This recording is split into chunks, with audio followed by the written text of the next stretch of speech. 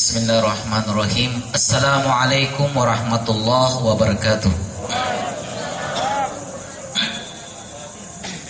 Alhamdulillahirabbil alamin wassalatu wassalamu ala rasulillahi ajma'in. Amma ba'du. Yang saya hormati Bapak Ketua DPR bersama anggota DPR, Bapak-bapak, ibu-ibu, kaum muslimin dan muslimat yang dimuliakan oleh Allah Subhanahu wa taala. Alhamdulillah, pada malam hari ini kita bisa hadir di majelis ini. Mudah-mudahan Allah Subhanahu wa taala menggolongkan pertemuan kita yang singkat dan sederhana ini dengan pengetahuan yang lebih mengenal Allah, lebih mencintai Allah, dan lebih merindukan Allah. Sebab apalah artinya hidup yang hanya sekali di dunia ini jikalau kita tidak mengenal dan mencintai dan serta rindu kepada Allah yang menciptakan. Dan semua itu tidak akan dapat kita raih kecuali dengan mendekatkan diri kepadanya. Salawat serta salam kita kirimkan kepada junjungan kita Nabiullah Muhammad sallallahu alaihi wasallam beserta sahabat, keluarga dan ahli warisnya sekalian. Jamaah sekalian, sering saya menyampaikan bahwa setiap manusia itu butuh akan sebuah nasihat. Sayyidina Ali mengatakan, ambillah nasihat walaupun kepada orang di bawah level Anda. Karena itu nasihat yang seperti ini sangat penting sekali. Dan nasihat yang paling baik itu adalah kematian. Kafabil mauti wa'idzan. Cukuplah kematian itu sebagai penasihat. Saya melihat akhir-akhir ini kaum ibu, bapak dan anak-anak itu lebih cenderung iktikaf di mall, di pasar, di toko-toko. Karena iktikaf di sana itu dia berlama-lama. Tetapi ada satu kecenderungan, saya belum pernah dengar ada bapak-bapak ajak dia punya istri, Bu, ayo kita pergi ke toko Arjuna. Untuk apa? Beli kain kafan. Belum pernah saya dengar, termasuk saya sendiri. Ini membuktikan kepada kita bahwa ternyata nasihat kematian itu adalah nasihat yang paling bijak sekali untuk bagi diri kita. Saya teringat Sayyidina Ali karamallahu wajha ketika dia menceritakan kepada para sahabat, para murid-muridnya, beliau mengatakan, wahai murid-muridku, sudah sekian lama engkau berguru kepadaku, dan sudah sekian lama itu ilmu yang ada padaku telah kuberikan kepada kalian. Tetapi kamu akan mendapatkan satu buah ilmu yang tidak kamu dapatkan kepada ulama apapun di dunia ini, kecuali kamu pergi ke kaki Gunung Kaf di Madinah. Jika Anda berkunjung ke sana, apa yang kau rasa aneh, rasa takjub, dicatat. Singkat cerita, berangkatlah murid-muridnya. Ketika sampai di lokasi, yang pertama dia dapatkan adalah satu buah sumur dalam tapi tidak punya air. Kok kenapa ada sumur yang dalam tidak punya air? Dicatat keanehan ini. Lalu mereka lanjutkan lagi perjalanan. Mereka dapatkan satu buah sumur yang membual airnya. Ketika air itu disentuh, air itu berkata, jangan ganggu aku. Dicatat keanehan ini. Selanjutnya mereka lanjutkan lagi perjalanan. Mereka dapatkan 3 buah sumur berjejeran. Di kiri kanan saling baku kasih air, sementara di tengah-tengah kosong. Ketika sholat asar sudah tiba, saat mereka mau ambil air wudhu di sebuah danau yang kecil, ada buaya. Akhirnya mereka menghindar, mereka ambil air wudhu bekas hempasan buaya tadi. Pulanglah murid-muridnya ini. Sampai ke sana mereka ceritakan kepada Sayyidina Ali, wahai imam, keanehan yang kami dapatkan di gunung kaki Gunung Kaf itu ada 4. Apa yang pertama? Katanya mereka menemukan satu buah sumur dalam tapi tidak punya air. Sayyidina Ali mengatakan, akan datang satu zaman di mana manusia akan kosong dari ilmu agama. Sekarang coba kita lihat. Ini minta maaf, kita ini kadang-kadang kalau ayam belum bertengger di kandang, kita kalang kabut, dicari itu anak, suruh cari itu anak. Tapi kalau kehilangan waktu sholat, kita seakan-akan merasa tidak kehilangan apa-apa. Kalau kita hilang emas, kita kalang kabut. Tapi kehilangan waktu sholat, kita biasa-biasa saja. Kosong dari ilmu agama. Nah, ada 3 kekosongan yang sangat berbahaya dalam hidup ini. Orang bisa mencuri itu karena kantong kosong. Orang bisa membunuh karena perut kosong, dan orang bisa macam-macam karena iman kosong. Karena itu iman ini, kecintaan kita kepada ilmu agama itu penting sekali. Kenapa? Satu contoh kecil. Sekarang ini kalau ada orang yang mau ceramah, itu pasti dipesan, jangan terlalu lama. Rasulullah Sallallahu Alaihi Wasallam mengatakan, satakunu alaikum zaman yafirun nasu anil ulama.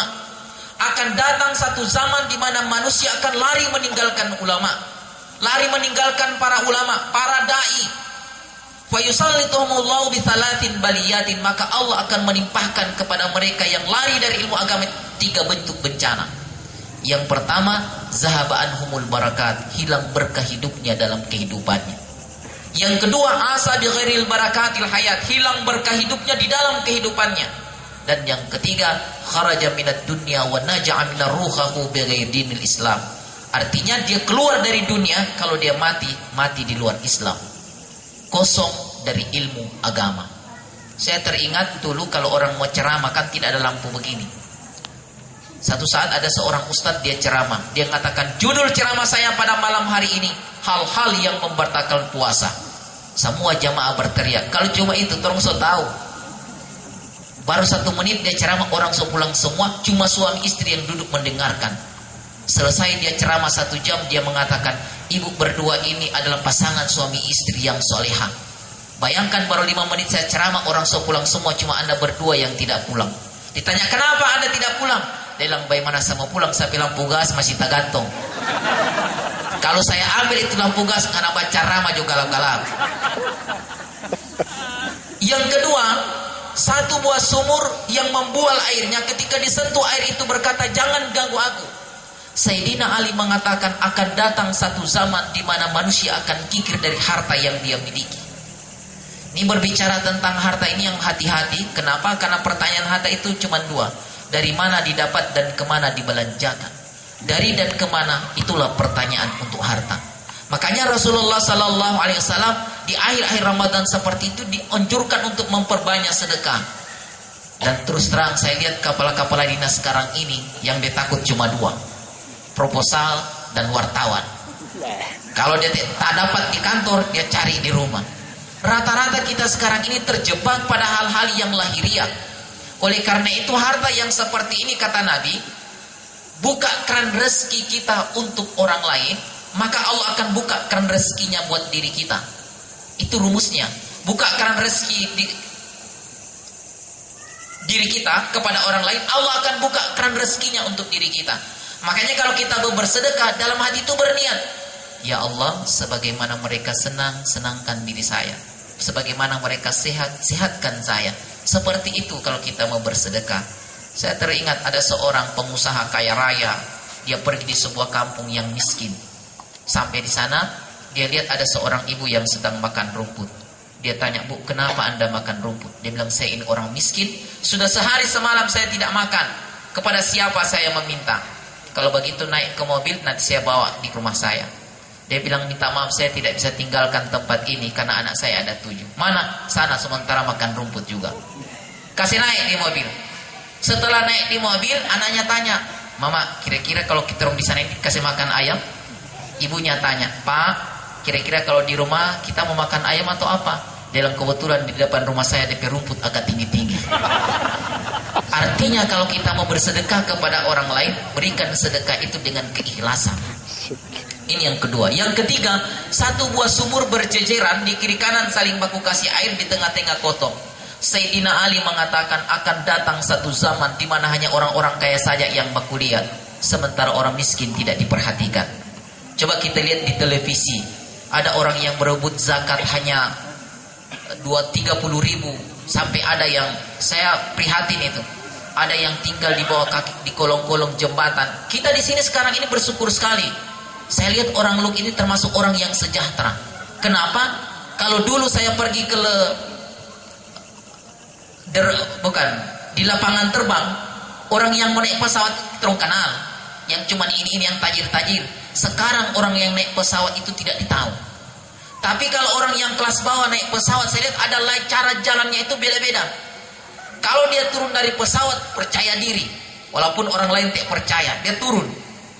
Tapi coba kalau dia naik Honda Jaya, mulai dia di depan dekat jendela, dia bilang tolong tutupkan itu jendela, saya tidak bisa kena angin. Padahal dia takut jangan orang lain lihat. Jadi ada kesombongan kita ketika kita orang yang belum pernah untuk yang seperti itu tiba-tiba naik pesawat agak beda itu cara jalannya. Makanya hal-hal yang seperti ini memberikan gambaran kepada kita bahwa apapun yang kita lakukan kita harus juga melihat orang-orang yang di bawah kita, di bawah level kita. Kenapa biasanya ada muncul sebuah kesombongan yang sangat tinggi dalam diri kita ini? Sombong itu kata Nabi al-kabru gamdun nas wa batrul haq. Kesombongan itu ialah menganggap enteng orang lain dan meremehkan orang lain, menolak kebenaran. Satu contoh, menurut Imam Al-Ghazali, ciri-ciri orang yang berpenyakit hati itu pertama selalu gelisah. Kegelisahan itu muncul ketika misalnya kita buka puasa, sementara makan tiba-tiba terdengar azan Isya, kita orang protes, "Ibi, baru habis maghrib, so Isya lagi."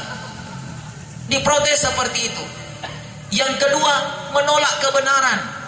Kita kadang-kadang menolak kebenaran, menganggap kita orang yang paling hebat. Minta maaf, ada sebuah anekdot. Ada dua orang ahli bahasa yang sangat sombong. Yang satu bahasa Arab, yang satu bahasa Inggris.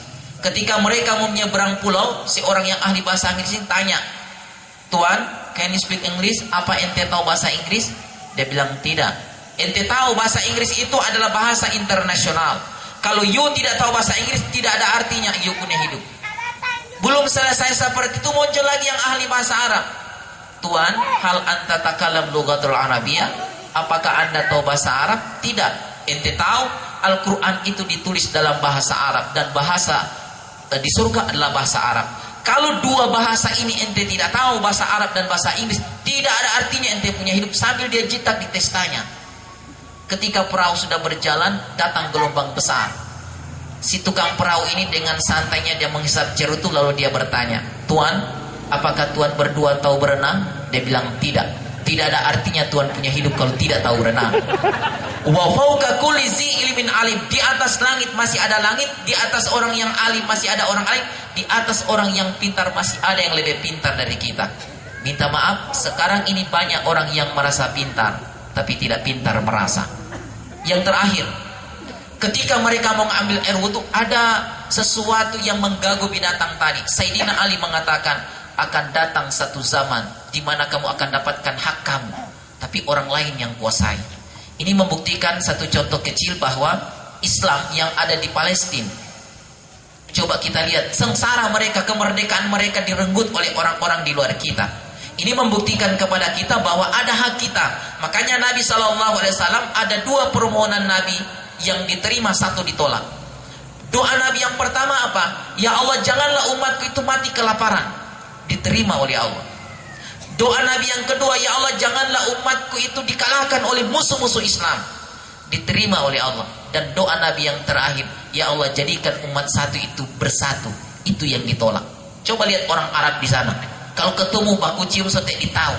Tetapi dalam persoalan yang lain mereka itu berpecah belah. Makanya dalam hadis lain dikatakan, "Alaikum bil jamaah fa innallaha mal jamaah." Bersatulah kita semua karena pertolongan Allah itu hanya diberikan kepada orang-orang yang bersatu. Jamaah sekalian yang dimuliakan oleh Allah Subhanahu wa taala, oleh karena itu di dalam hidup ini yang harus kita lakukan adalah membenahi diri kita untuk bersedekah dan lain sebagainya dari lingkungan rumah kita. Kalau mau bersedekah, bersedekah dulu dari orang terdekat, anak. Sebab keinginan anak sekarang ini banyak. Anak itu ada tiga. Ada anak kandung, ada anak buah, dan ada anak murid. Kalau anak kandung itu adalah orang yang kita lahirkan, orang tua kita anak yang kita lahirkan, yang mereka itu butuh dengan kita. Makanya keinginan anak itu harus dipenuhi, tidak seperti zaman-zaman kita dulu.